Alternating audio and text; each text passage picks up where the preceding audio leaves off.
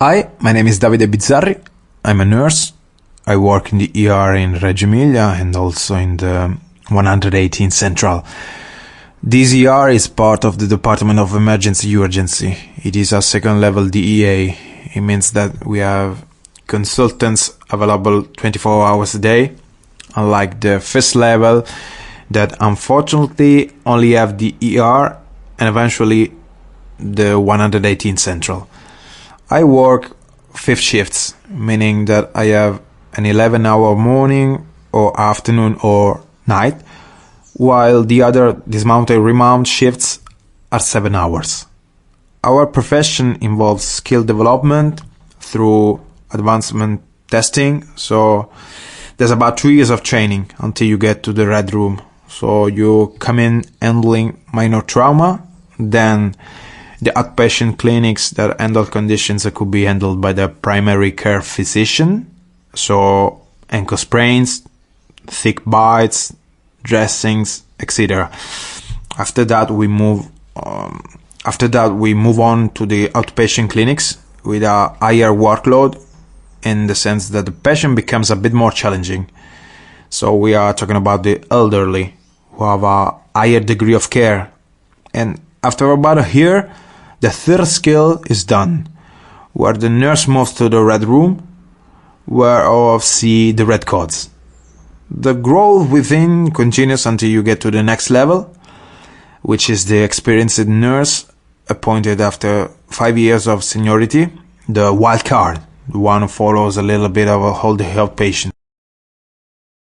As of now, there is a new figure, that is the process nurse, which is the next step after the expert nurse. It is a new figure that has now caught on in most ERs and is basically a post-triage. That is, it manages an outpatient clinic where there are more patients, and depending on the severity or need, it anticipates or postpones entry into the area. As far as career is concerned, the nurse has few evolutionary leaps other than to become a coordinator. This is the highest leap, except that the career is based on one's education and seniority.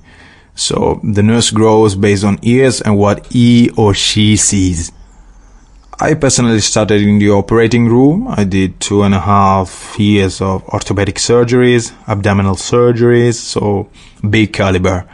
Then, fortunately, I joined the Arciospedale Santa Maria Nuova, which used to be a private clinic, and that's how I got into the ER.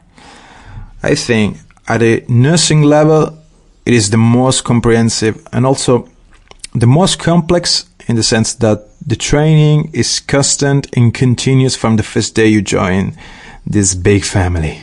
There is the basic training, which is to place the nurse right inside the ER, which means knowing where the various consultants are, the spaces, the minimal training, so dressings, triage calls, to train the nurse inside the ER and give him the opportunity to do the various tasks that are there. So outpatient nurse, triage nurse, expert nurse or jolly, and the process nurse. So there is training that is done by the nurses themselves within the ER. Plus, collaterally, there is training at the national level that is done for all those people who work in the emergency and or urgent care departments at a higher level. So it goes into medication, airway management, resuscitation, and allows nurses in the ER to then perform the task on the ground.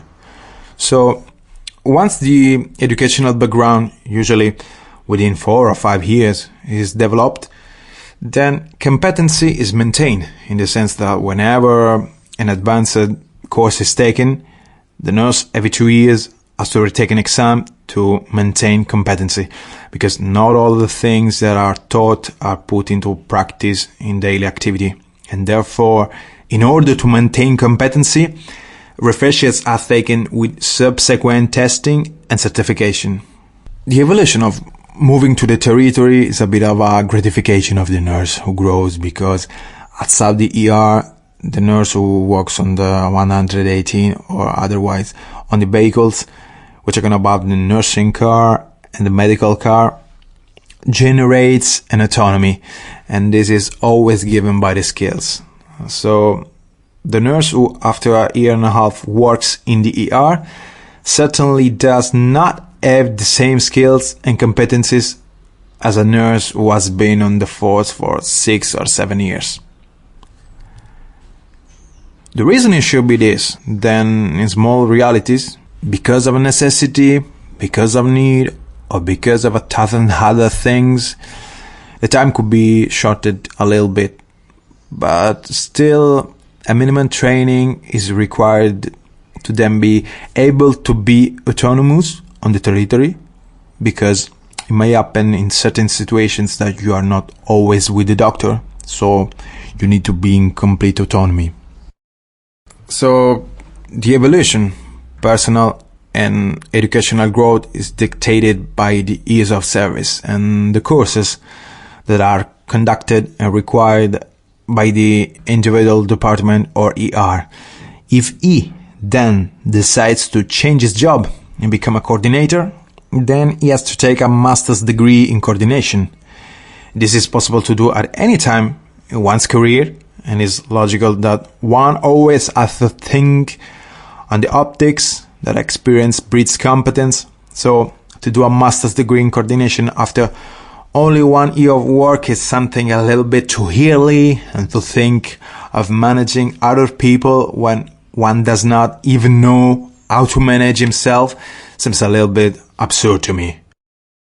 The other possibility to make a little bit of a career is to work within the university. So we're talking about master's degree, which he can choose at any time in his career.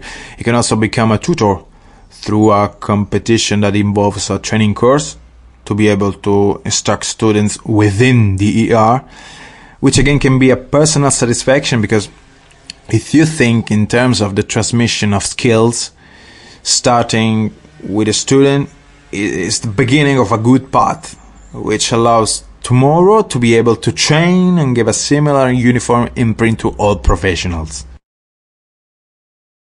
The other possibility to make a little bit of a career is to work within the university. So we're talking about master's degree, which he can choose at any time in his career.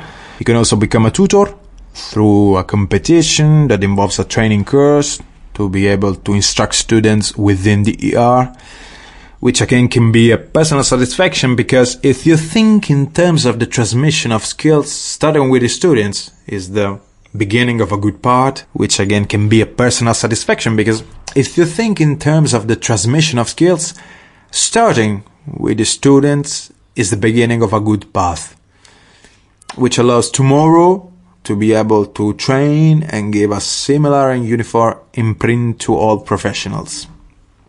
I always remain of the idea that personal satisfaction must remain autonomy. So more skills, more training, more experience generate peace of mind to handle any new event. So certainly peripheral ERs, which see fewer things, operators are a bit more challenged. Whereas in a large ER, such as the one I work in the 24 hours, it definitely allows for considerable professional growth. The added value of this profession is definitely the satisfaction of managing and controlling the system a little bit. Triage nurse and process nurse are two figures of great responsibility, because they allow a well-oiled machine to integrate and run only if they are able to assign a correct code or are able to prioritize the patient they are assessing. Overestimating or underestimating generates a flow in the chain that should be well-oiled and running steadily. Making a bad assessment means not having the skills and not being able to do it.